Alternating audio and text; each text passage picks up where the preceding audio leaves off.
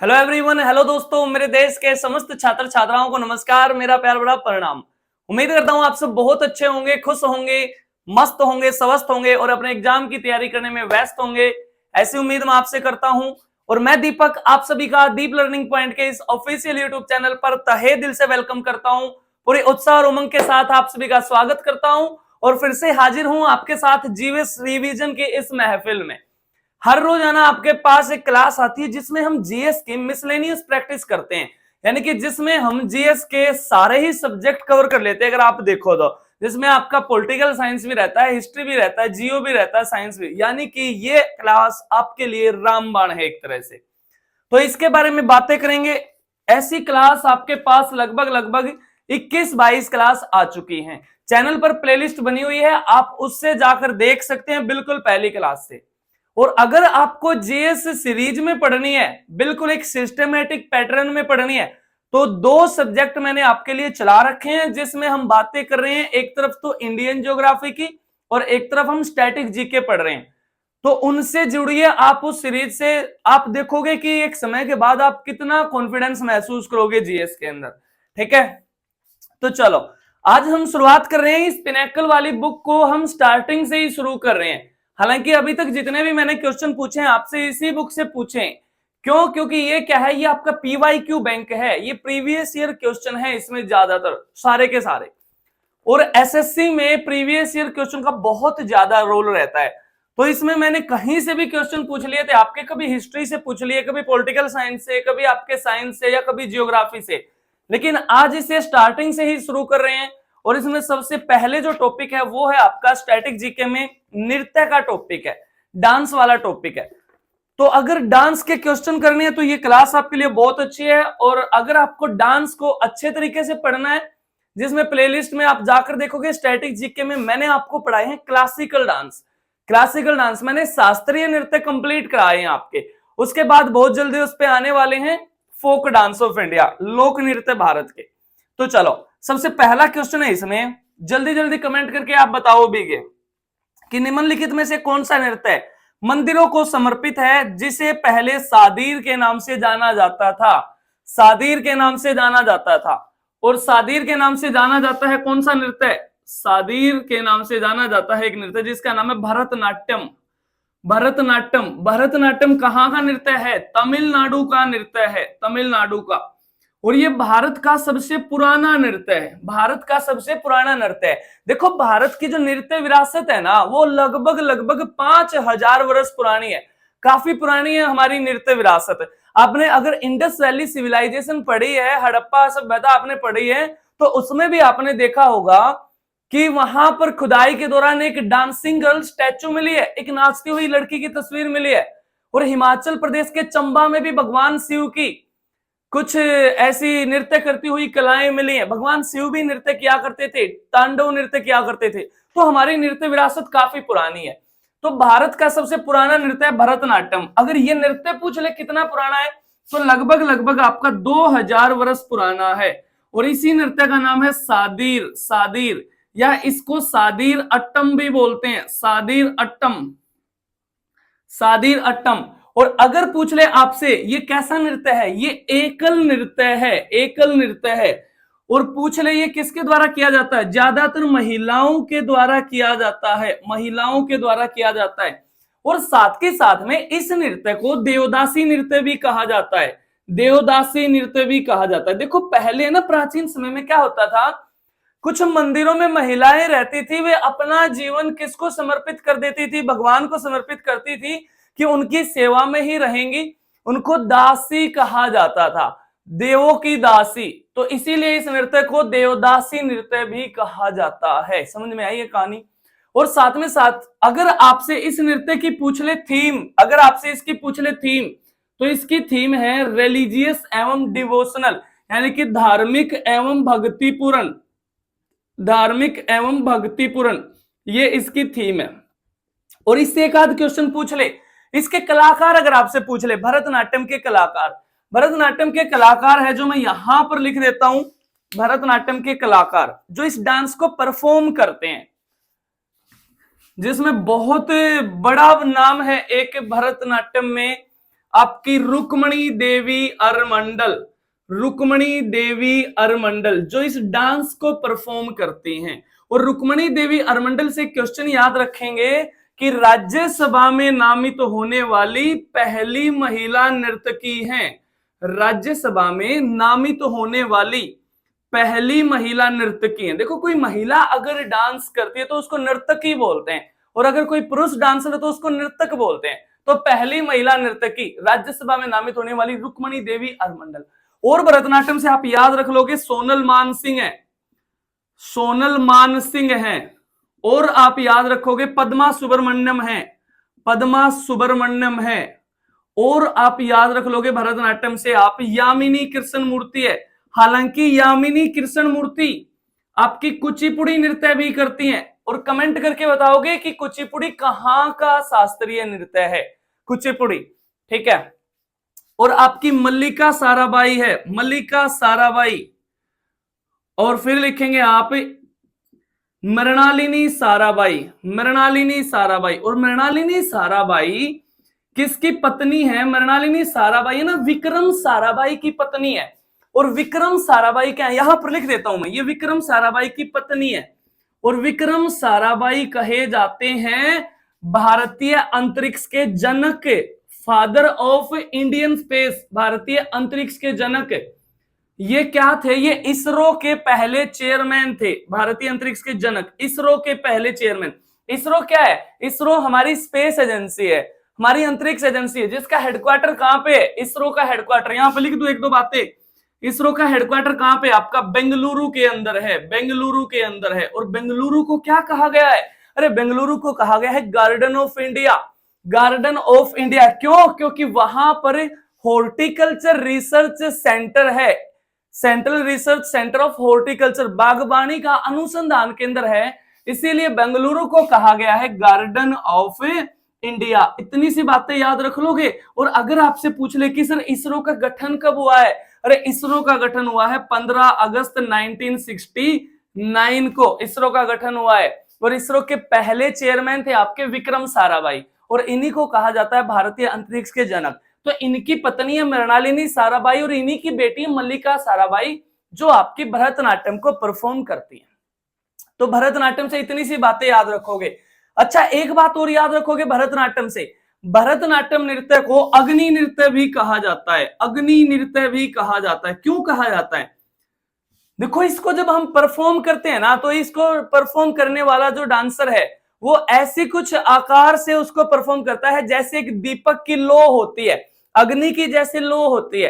देखो, हमारा शरीर है ना 5 तत्वों से मिलकर बना है, अग्नि जल आकाश वायु धरती, अग्नि जल आकाश वायु धरती। यहां पर लिख देता हूं मैं, अग्नि जल आकाश वायु और धरती।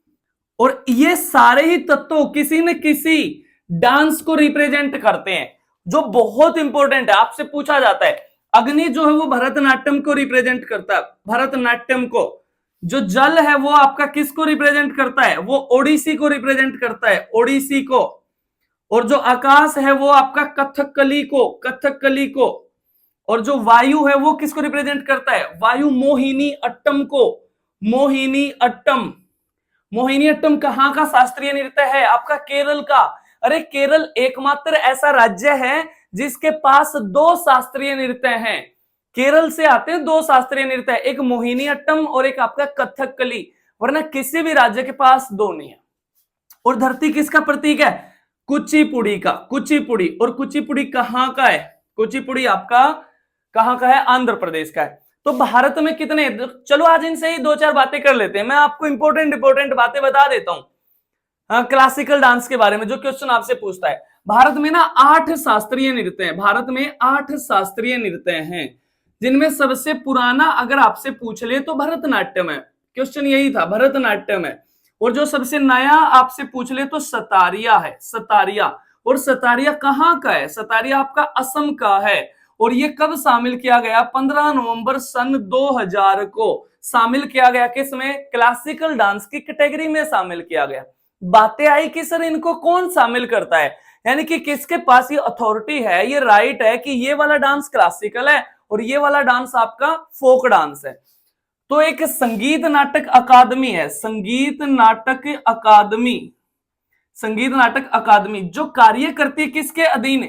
Ministry of art and culture के अधीन, ministry of art and culture के अधीन, कला और संस्कृति मंत्रालय के अधीन कार्य करती है। जल्दी से कमेंट करके बताओगे हाल फिलहाल में कला और संस्कृति जो मंत्री हैं वो कौन है, या ये महकमा किसके पास है, ये आप बताओगे।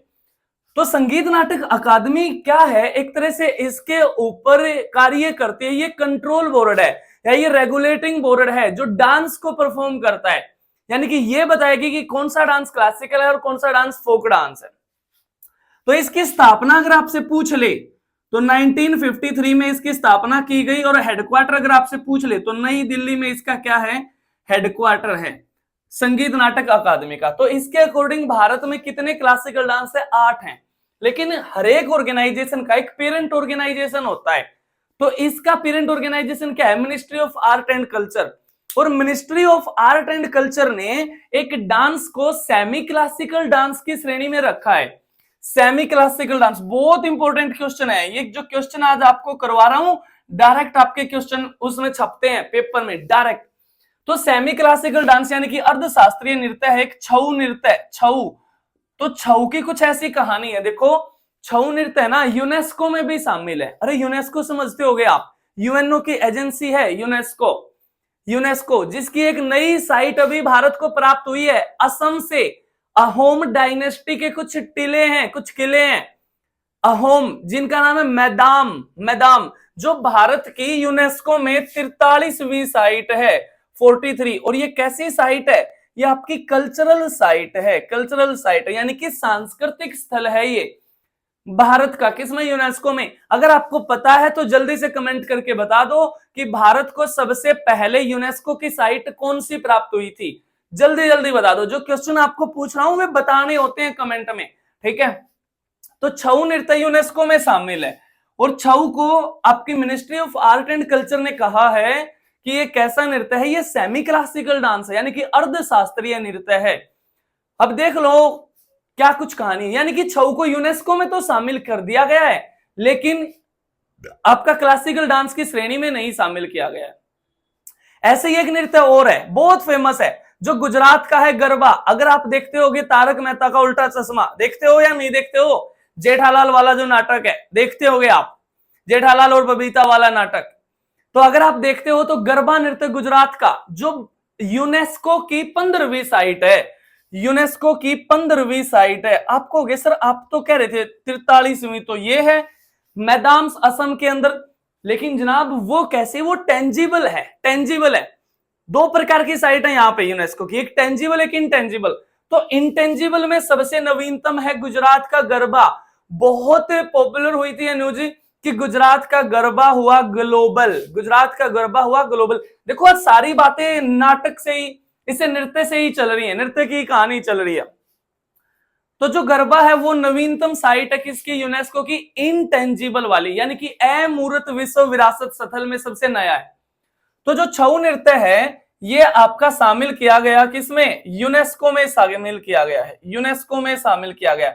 कब शामिल किया गया? 2010 में शामिल किया गया है, 2010 में। और 2010 में एक बात याद रख लेना, इसी के साथ राजस्थान का भी एक नृत्य है जिसका नाम है कालबेलिया। अरे कालबेलिया भी आपका किसमें शामिल है? कालबेलिया भी आपका यूनेस्को में शामिल है। यानी कि आप देखोगे सर 3 नृत्य यूनेस्को में तो शामिल हैं लेकिन क्लासिकल डांस की श्रेणी में नहीं आते हैं। कौन से? एक आपका छऊ है, एक कालबेलिया है और एक आपका गरबा है। ये 3 आपके यूनेस्को में शामिल है। तो ये बातें आप याद रखोगे किससे? शास्त्रीय नृत्यों से। अगर और मैं बातें आपको बताऊं इसमें इंपॉर्टेंट 1910 में है ना, 1910 में अंग्रेजों ने इस नृत्य को बैन कर दिया था, भरतनाट्यम को बैन कर दिया था। लेकिन एक फिर प्रसिद्ध स्वतंत्रता सेनानी रहे हैं जिनका नाम है ई कृष्ण अय्यर, उन्होंने इसको फिर से पुनर्जीवित किया, और ज्यादातर इसकी शैली दर्शाई गई है कहां? अरे तमिलनाडु के अंदर एक मंदिर है जिसका नाम है गोपुरम के मंदिर और चिदम्बरम मंदिर, वहां पर इनकी शैलियां दर्शाई गई है। और एक्चुअल में आप देखोगे साउथ इंडिया के जितने भी टेम्पल्स हैं ज्यादातर वहां पर भगवानों की नृत्य करती हुई कुछ मूर्तियां लगाई गई हैं। यानी कि आप देखते होंगे, आप समझ गए होंगे यहां से कि कहीं ना कहीं भगवान भी नृत्य किया करते थे। ठीक है, हमारी रिलीजियस बुक्स में भी नृत्यों का वर्णन किया गया है। और एक्चुअल में मैं आपको रियलिटी बताऊं, ये नृत्यों का वर्णन किसने किया है? ये भरत मुनि के द्वारा लिखित एक किताब है जिसका नाम है नाट्य शास्त्र। जिसका नाम क्या है? नाट्य शास्त्र। यहां लिख देता हूं, भरत मुनि के द्वारा लिखित एक किताब है जिसका नाम है नाट्य शास्त्र। और इसमें किसका वर्णन मिलता है? हमारे क्लासिकल डांस का वर्णन मिलता है, हमारे शास्त्रीय नृत्यों का वर्णन मिलता है। और नाट्य शास्त्र को कहा गया है क्या? अरे नाट्य शास्त्र को पंचम वेद भी कहा गया है, पंचम वेद भी कहा गया है। और नाट्य शास्त्र के according there are two aspects of classical dance. Classical dance के दो प्रकार के पहलू देखे जाते हैं, टू एस्पेक्ट्स। यहां लिख देता हूं कुछ बातें, ठीक है, आप एडजस्ट कर लेना। जिसमें से दो पहलू हैं, एक है लस्य और एक है तांडव। लस्य और तांडव क्या है? देखो, ये लस्य और तांडव अलग अलग डांसर को रिप्रेजेंट करते हैं। लस्य का मतलब है कोई महिला डांसर है और तांडव का मतलब है कोई पुरुष डांसर है। और इनसे अलग अलग भाव प्रदर्शित किए जाते हैं। लस्य अगर हो रहा है तो इसका मतलब महिला नृत्य कर रही है और उससे भाव रिप्रेजेंट किया जाता है करुणा का भाव, दया का भाव, करुणा का दया का भाव उससे रिप्रेजेंट किया जाता है। और तांडव यानी कि हो रहा है तो इसका मतलब कोई पुरुष नृतक है और उससे ज्यादातर भाव रिप्रेजेंट किया जाता है किसका? एंगर का, क्रोध का, गुस्से का भाव रिप्रेजेंट किया जाता है। कई बार आप अपने घर में बोल नहीं देते, जैसे कोई बच्चा है शरारती है, बहुत ज्यादा शरारती है, बहुत नटखट है, या कोई इंसान ही बहुत घर में झगड़ा कर रहा है या कुछ भी थोड़ा सा माहौल खराब कर रहा है, तो ये नहीं बोल देते आपके क्यों तांडव कर रहा है भाई, ऐसे नहीं बोल देते कि क्यों तांडव कर रहा है ना। तो तांडव से एंगर को रिप्रेजेंट किया जाता है और गुस्से को, क्रोध को रिप्रेजेंट किया जाता है। और लस्य से आपका करुणा का, दया का भाव रिप्रेजेंट किया जाता है। तो ये बातें थी आज की। क्वेश्चन तो आपका यही था कि जो देवों को समर्पित है, क्वेश्चन था आपका कि मंदिरों को समर्पित नृत्य जिसे पहले सादीर के नाम से जाना जाता है, सादीरट्टम। तो ये सादीरट्टम से ही इतनी बातें बन गई, सारी कहानी इसी से शुरू हो गई। ये डांस से कुछ इंपॉर्टेंट ये बहुत, ये लगा लो आपके लिए बेनिफिशियल है। ये क्लास बहुत ज्यादा बेनिफिशियल है। ये क्लास भले ही आप मत लिखो लेकिन इसको रोजाना देखो जरूर, कुछ ना कुछ आपको जरूर समझ में आएगा। और जिन्होंने जीएस को एक बार बहुत अच्छे से पढ़ लिया है ना, उनके लिए तो ये रामबाण है। ये प्रैक्टिस चल रही है। ये लगा लो हम रोजाना एक मॉक टेस्ट दे रहे हैं जीएस का। हर रोजाना क्लास आती है आपके पास, टाइम आपके पास रहता है 8 बजे के करीब। तो ये क्लास रहती है। अगर आप उस टाइम नहीं देख पाते तो आप जाकर देखोगे GS revision, full GS revision के नाम से प्लेलिस्ट बनी हुई है, वहां पर फिर ये आपको मिल जाती है, एक सीरीज में मिल जाती है। तो ये क्लास थी। मेरे ख्याल से आज की बातें यहीं तक रखते हैं और बाकी बातें कल करेंगे, सेम टाइम सेम जगह अगले दिन। तब तक के लिए सारे खुश रहो, मस्त रहो, स्वस्थ रहो, अपना ख्याल रखो और अपने घर वालों का ख्याल रखो। जय हिंद, जय भारत, वंदे मातरम।